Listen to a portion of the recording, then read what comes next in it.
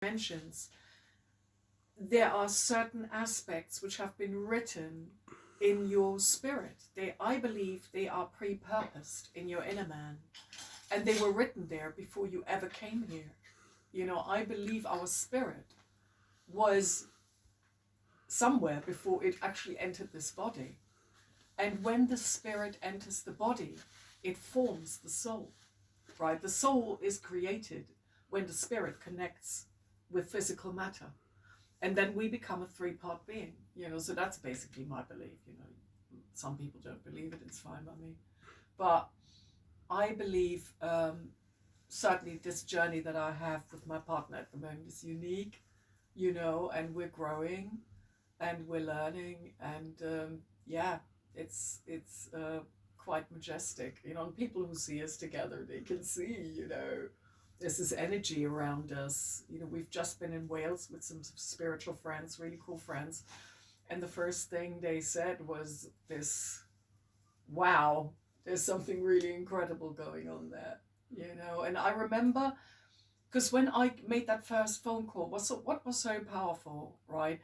I had an experience once when I went into a nightclub. This was when we both had already finished, right? And I was very heartbroken. And I went into this little tiny nightclub place in Heidelberg. And what Michael used to do, what was unique about him in the 70s and 80s, he was, in order to fight racism and fight rejection that he experienced from people because of his skin color, he became this extremely colorful character, and he would dance. He would have the most majestic way of dancing. And I remember sitting in the dark in this nightclub, and for a split second, he started dancing, right? And he didn't know I was in this nightclub, but I watched him. And in that split second of time, I received something in my spirit where I saw his entire blueprint of calling. I saw it in a split second. And I saw what this man was supposed to be. I could see it, right? I didn't know what that experience was at the time. It was very unique. We weren't together. He didn't see me that I had seen him. We had already split up, right?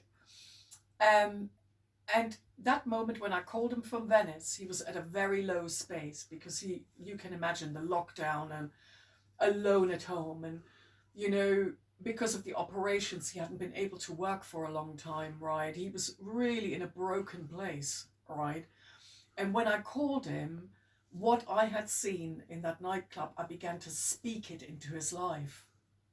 I began to remind him of who he is. I said, this is who you are. And he started crying. I even get emotional when I talk about it.